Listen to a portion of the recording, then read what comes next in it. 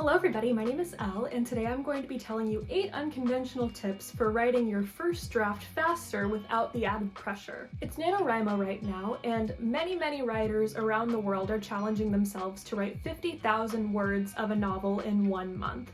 That averages to about 1,667 words per day. I've done NaNoWriMo before, and I've determined that it's not really for me. I think that the pressure takes a lot of the joy out of writing for me, and honestly, I don't believe that novels are meant to be written in a month. But I can definitely see the appeal in using NaNoWriMo to motivate yourself to write and create a writing habit. I often see NaNoWriMo tips that are like, do a bunch of writing sprints, or make sure to have your outline and research done ahead of time, but I wanted to give you some tips that have really helped me and that you don't see that often. These tips are meant to get you to stop staring at a blank computer screen thinking and just write. If you're trying to hit that 50K word count goal, I recommend you take some notes on these. Before we get into this, there is something that you should know, and that is that your first draft is never going to be good, but a first draft that you're completing in 30 days is definitely not going to be good. But don't let that discourage you, because you are writing something. Everything is fixable, and during NaNoWriMo you may have to employ some tactics that are unorthodox in order to speed past any bumps in the road. Remember, the goal is to get your book written, and you can embellish and make it pretty later. The first draft is for your eyes only. Tip number 1 for writing a faster first draft is my favorite tip on here, and that is to write in Comic Sans. I don't see this tip very often, but many writers want their first draft to be beautiful right off the bat, first draft. And do you know what's even better, especially when you're trying to write quickly? Not taking yourself so seriously. When I was a kid, I used to type up stories on my parents' computer in Comic Sans all the time. And so changing my font in my manuscript to Comic Sans tricks my brain into thinking that I am a small child again, writing stories just for the sake of being creative. Which is why we write, isn't it? It's hard to care about being poetic when your font looks like a kindergartner wrote this. But the good news is, once you're done, you can change the font back to something else, and you'll reread it and probably realize that what you wrote was pretty good, and while you were writing it, you weren't agonizing it over it being pretty. Tip number 2 is to make a revisions list. This one is for me because if I've learned anything about myself, it's that I could outline the same novel forever and ever and ever and never reach a point where I'm satisfied with it. And that's not really helpful when you're trying to write a novel in a month. Imagine you are on a roll, just writing and writing and writing. Your word count is going up, but then suddenly an idea hits you. Wait, what if I made this character the villain the entire time? Plot twist. Or you realize you don't really like where you're taking a certain character and you decide to switch it up completely right in the middle of your draft. And rewriting it will only take a couple, days, weeks, months maybe, but carpe diem, right? No, say it with me. Your first draft is not your final draft. And as every piece of writing advice about first drafts has ever said, don't edit as you go. Instead, I recommend making a list of revision ideas that you come up with as you're writing. When you're trying to get a bunch of words out really quickly, the focus is just to write. Once you've reached the revisions and editing stages when your draft is done, then you can reference that list of ideas and try to implement anything that you think holds water. Tip number 3 is to end writing sessions while you're still in the zone. It seems antithetical, right? You're in the zone, you're writing for 3 hours, you feel amazing, the ideas are just flowing out of you, and now you should stop?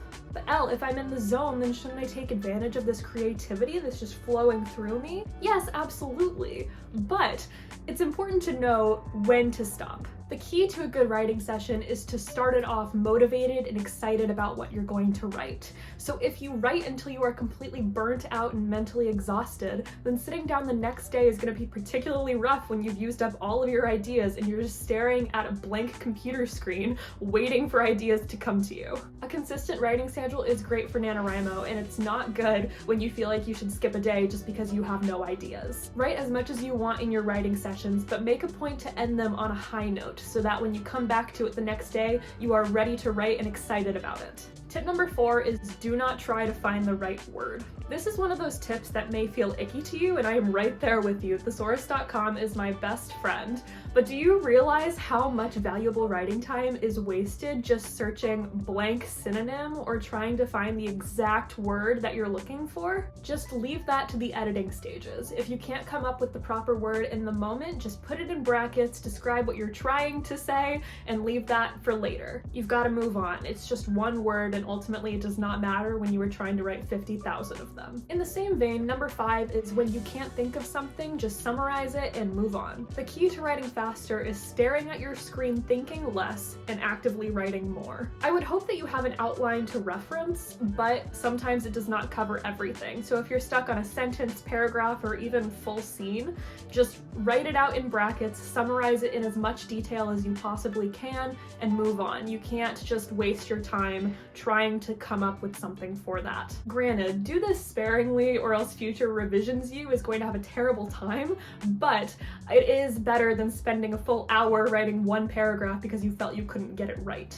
Tip number 6 is to use ambience and music and be loud about it. This is something that has really helped me to focus, and that is finding ambient sounds in music. This is kind of a common tip, but what makes it uncommon is the level of volume that I play it at. Just like those old aesthetic Tumblr posts used to say, music on, world off. I like to use ambient-mixer.com. It has a bunch of free audio atmospheres that you can really put yourself in the mood of your story. They have everything. I also really love rain sounds, and I don't want to hear anything else because I live in a big city, and so sounds are happening all around me, and that's just a cause of distraction. So I put my headphones in and I'm playing these ambient sounds very, very loud. At least as loud as is comfortable. I do prefer ambience to music, but occasionally when I'm not in the mood, I will just put on an instrumental playlist that kind of matches the vibes of whatever I'm writing. But the main point of this is to block out all distractions so that you can just focus on what you are working on and get in that really nice flow where you are writing. My best writing sessions happen when I get in this zone from the ambience or the music.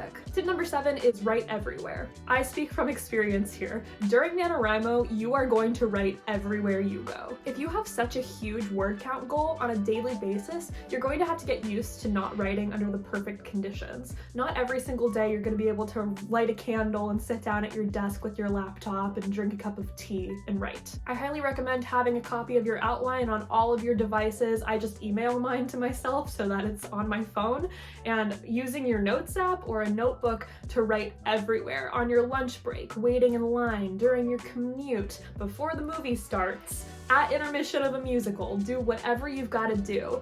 All writing is progress, even if you only have 15 minutes to do it. Also, as we writers know, even when we're not actively writing our book, we're still thinking about it, so make sure to jot down any ideas that you have because they'll probably come in handy later. And tip number 8 is to pretend that you are never going to publish this book. If I could impart any piece of advice to my fellow writers, it would be to stop taking your own writing so seriously, especially for a first draft, and especially one that you are trying to write in 30 days. I understand that motivation often comes from feeling like your writing is good, but as they say, the first draft is you telling the story to yourself, and the second draft is you telling the story to your readers. If you write your first draft worried about how other people are going to read it, you're going to freeze in fear and you're going to write so much slower, and it's not going to be as fun. So feel free to write whatever silly stuff you want in your first draft. It doesn't have to be legible, it doesn't have to be interesting, it doesn't have to be good. It is absolutely not going to be anywhere near perfect, and that is why we go through so many stages of editing and dozens of drafts before we get to the final product. The first draft is not going to be publishable by any means, and it's only for you to read. No professional in the publishing industry is going to read that. NaNoWriMo is meant to motivate you to write your story, and as they say, you can't edit a blank page. If you pretend like this draft is never going to see the light of day, you'll have so much more fun writing it. You're not going to be afraid of what other people are going to think of the things you're writing. So don't suck the joy out of your writing, just do it. There is no need to pressure yourself unnecessarily. And those are my 8 weirder tips to write your first draft faster. Again, unless you are on a deadline, there are truly no major stakes to write your book faster. Take as much time as you need, but Godspeed to everybody who is out there doing NaNoWriMo. It is a daunting but extremely rewarding and fun process process if you let it be. And I promise if you follow through, you will write so much more than you would if you didn't take on this challenge. So good luck to all of you. I am proud of you and I cannot wait to see what you create. Thank you all so much for watching this video, and I will see you in the next one. All right, bye!